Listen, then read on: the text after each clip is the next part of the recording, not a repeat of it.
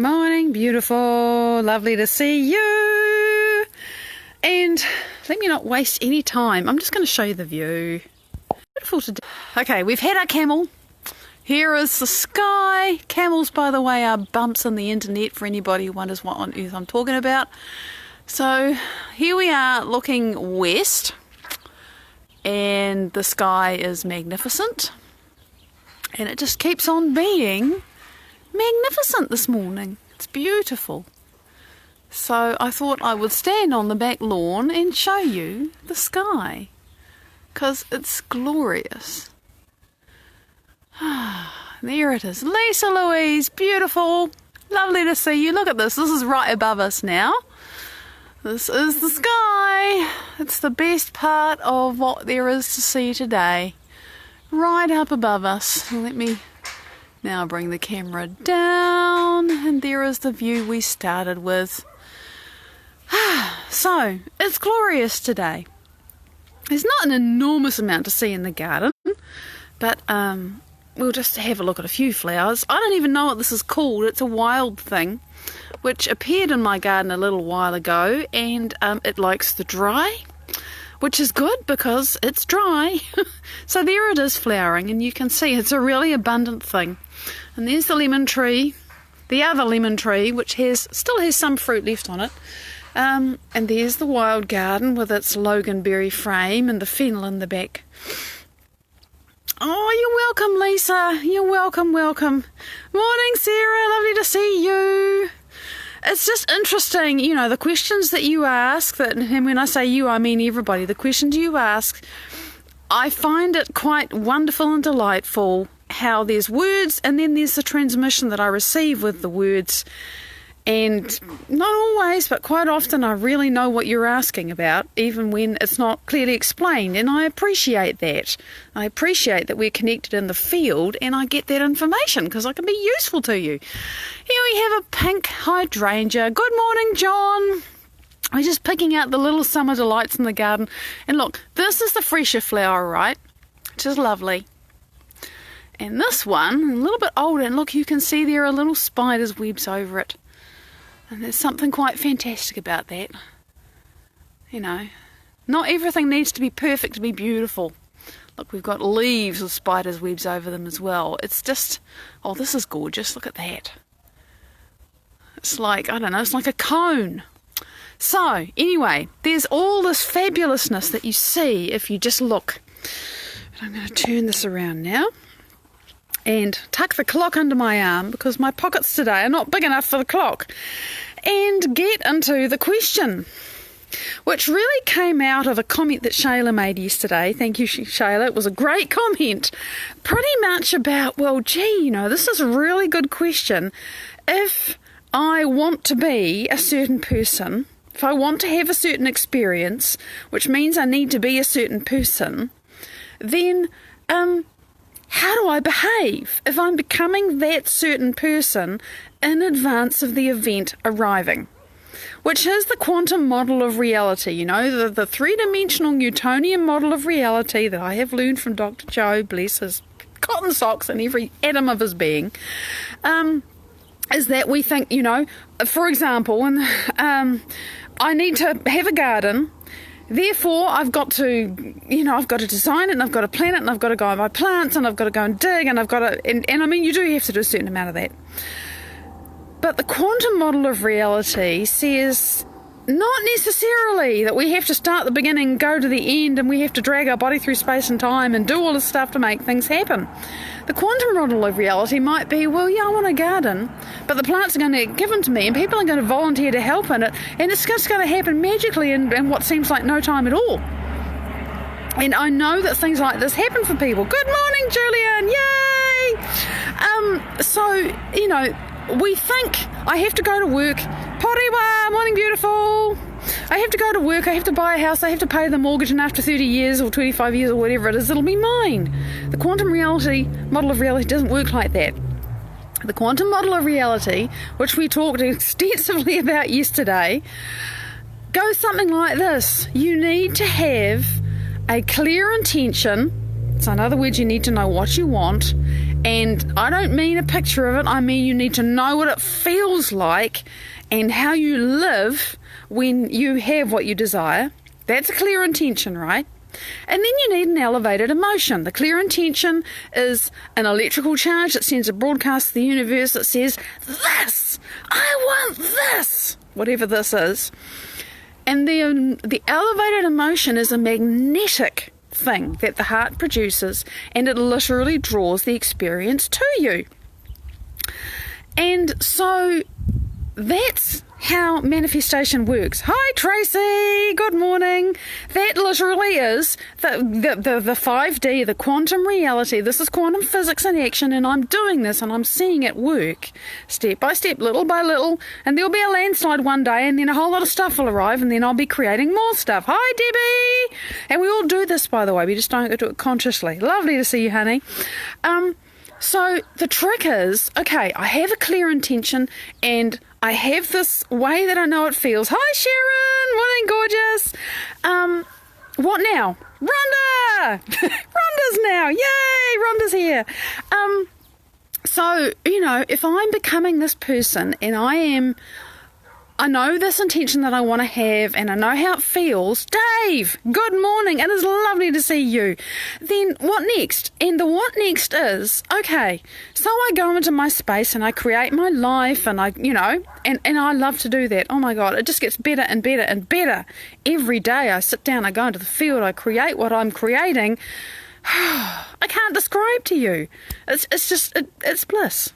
But sooner or later, I come out of no time and I get back into three-dimensional time. I get back into the demands and the challenges of my life. Vanessa, good morning, gorgeous.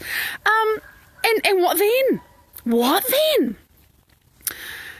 And the thing that we need to do then is find little ways, and I say little, find ways to actually embody and live and breathe and talk and speak and taste and smell and hear and feel and see that reality while we are walking through our three-dimensional reality, which is what we've created up till now. That's the past present, but we need to find ways of living in the future present that we're creating somewhere else while we're still in the past present. Now, what do I mean by past present and future present? My life at the moment is an artifact and a product of my past. Good, bad, or indifferent. I created it. You created it. Your brain, remember, is a record of the past. Unless you've been creating footprints in yourself that lead to your future, and we talked about that a few days ago, carving a path in your brain, first of all, to your new future. It's like bushwhacking, but it gets easier because you carve the path. You make new neural connections. You pour new chemistry. You have the new experience. And the more you practice that, the easier it becomes. And then your brain is not just a record of all of the things that have happened to you in the past. You are now forging new connections and creating artifacts in your brain that say, I've already had this experience of having the love of my life turn up. I've already had the experience of having plenty of money. I've already had the experience of my healing. That's what we're doing when we're creating, right? So you're carving this pathway in your brain and your body's starting to change to literally look like experiences happen because you make new neural connections that weren't there before. Those neural connections relate to that experience you're creating. And so does the new chemistry that pours when you make those new connections. So that's cool, that's great. You're making new paths in the field. Now you come out of the field or your creative process or whatever you do, and you got to find ways to be that now. Oh yeah, past present. So the past present is everything about what's in your brain from the experiences of the past. The future present is who you are when you're walking and living and being the person that's at the other end of that new neural pathway that you're carving out. So you see, this is literally what happens. We either inhabit the old experiences, which we fire and wire in our brain, and the old chemistry and the old emotions, or we fire and wire the new neural pathways and the new realities. Hi, Araceli! It's lovely to see you all. It's great to catch you all live. And And that's us living in our future present. We make our future present by going there inside ourselves, living and breathing and smelling and tasting it with our internal senses before we ever experience it in 3D. But it doesn't matter to the brain and the body, it's the same.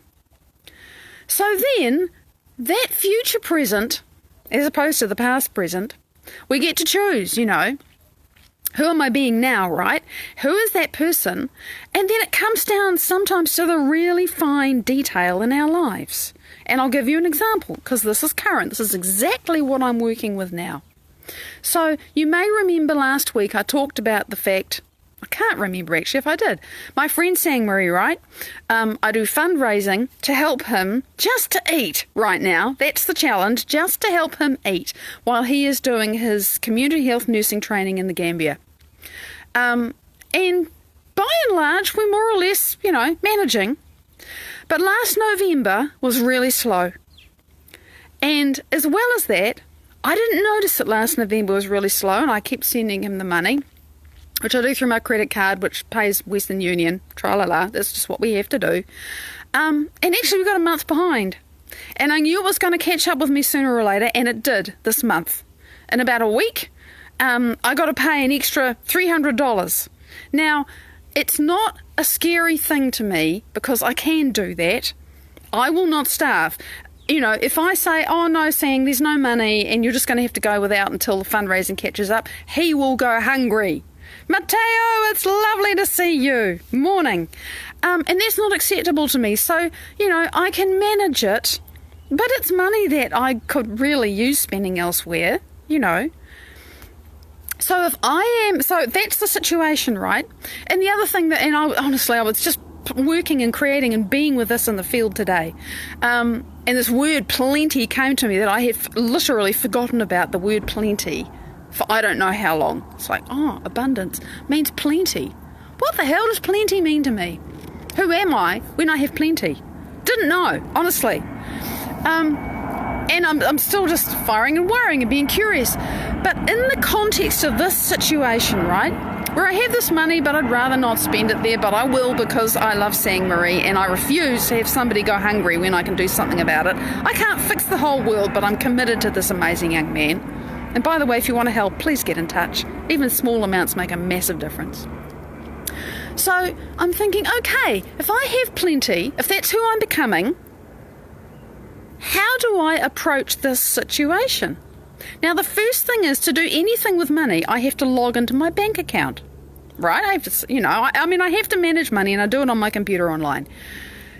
And for a very long time, my visceral response to logging into my bank account has been something like, I'm not looking, I don't want to see. And I thought today, what's that exactly about? And really it is about, I know there's money in there, but it's never enough. There's not plenty. And it's always about, how long is it going to last? And I don't want the feedback. I don't even want to know. I don't want to think about it. Because it's in the past, it's had such a resonance of lack and not enoughness around it, right? And so I was thinking, okay, if I am being the me that has and is plenty and abundance itself, how do I feel?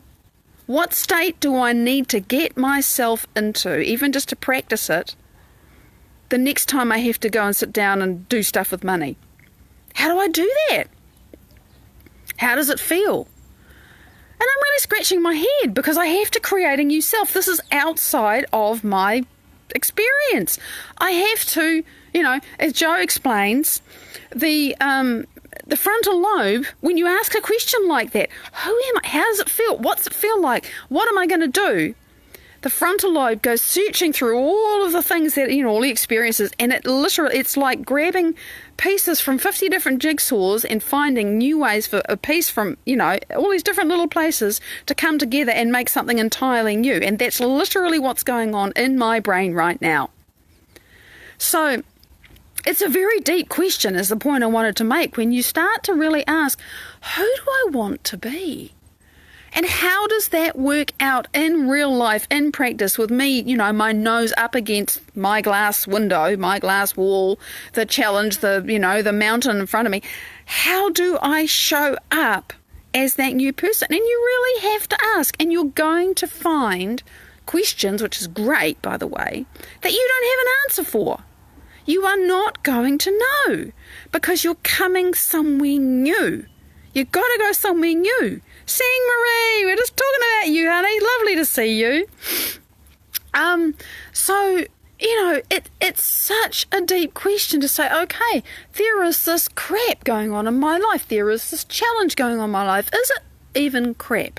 Is it actually that this is my perfect creation and everything is so perfectly looked after and I'm supported in all of this, even though I can't see how it can possibly work out? But remember, the answer's going to come from somewhere new. Of course you can't see how it's going to work out.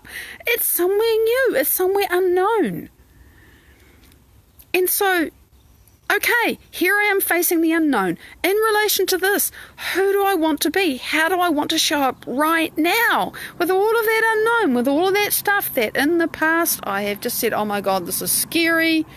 And we have this familiar feeling of fear, or, you get angry or you judge somebody or whatever it is. And you think, hang on a minute. Who do I want to be again? Really? What's my truth here?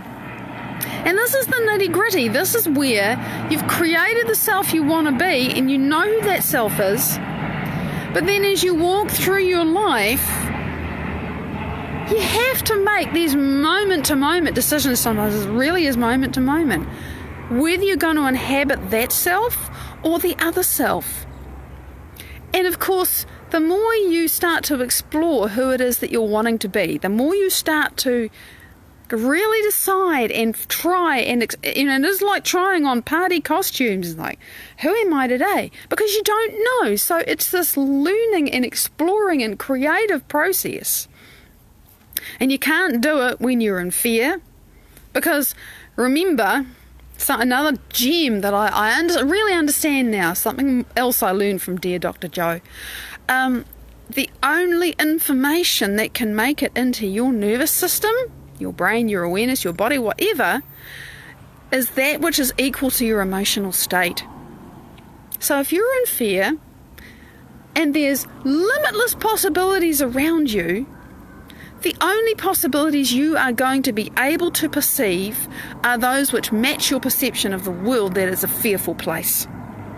So if you're feeling scared, or you're feeling angry, or you're feeling bitter, or you're feeling resentful, or whatever it is, you got to realise the first thing you got to do is do something to break that stressed out state.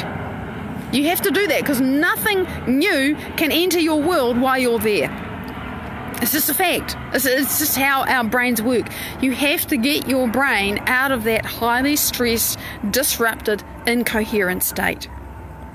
And so that, I've gotten better at doing that since I started. It was in April last year that I started learning how to do this. It's a skill. You practice it. And early on, I got such early relief from myself. But now, I was bushwhacking. Now I have a super highway in my brain. I can go where I need to go really fast most of the time. And in the middle of my life, when stuff comes up, a lot of the time I can just turn it around. And if it's so powerful that I can't just turn it around, I know that something really big's coming up for me to move through. And instead of being terrified by it because I can't turn it around, I'm feeling like a complete basket case, I know that I'm going to be able to deal with it when I have the time and the space to go deep enough to kind of get below that chaos, find some order, and then create from there. So, we gain more confidence in ourselves and our ability to create, to choose, to be what we desire. And day by day, moment by moment, it does come back. When you come out of that creative space and you go back to your quote-unquote real life, you got to realise that you got to decide so often, am I inhabiting my past self, all of my past fears, all the things that happened to me that tell me what's possible in my life and who I am and how things are? Or am I inhabiting my future self, the self that I've created within me by my thought and my desire and my passion and my elevated emotion alone? And the more we inhabit who we desire and decide to be, the more we become a resonant match for it, the more we become the same frequency as that life that we desire, and then it finds us. That's the quantum model of reality. And I'm trying to give you I'm going to use Joe's example because it's quicker and I can tell it really fast. My own examples take too long to tell. Joe gives this beautiful example of his son wanting to find a job. He'd taken a leave of absence and had a holiday and had a life, which was great because he was a very studious boy and, into engineering and all this stuff. And he came back from the holiday and he basically said, Dad, I'm kind of at the end of my funds and, I need a job now. And Joe took him through the process of deciding what he really wanted and then how he was going to feel, sound familiar, and said, okay, go away and practice that. You know what to do. He said, yeah. Went away and practiced. Still, nothing. I don't know how long. It was only a month or so. Remember, this boy's grown up with these principles. Amazing. Imagine that. One way or another. Be incredible. And, then he was really at the end of his funds and he said, Dad, can you spot me some money? I was like, no. Now you have to get really creative. Off you go. Go do it. Now, Joe's son, Jace, loves surfing. And, he was this really clever guy who could do programming for software. And long story short, he carried on doing his work and he ends up in a surfing shop one day. And one of the top surfing board designers walks in the same day at the same time. They have this conversation and the guy is looking for somebody to do a 1 or 6 month or 1 year contract to work for themselves, to work wherever they like, to manage a team, and they're designing surfing boards fins.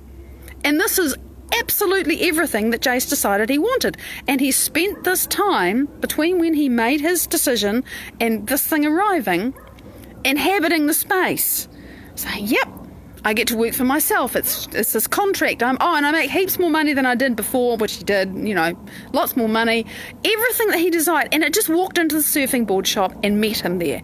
That's quantum creation. It finds you. And you do it by being and feeling and thinking as the new self.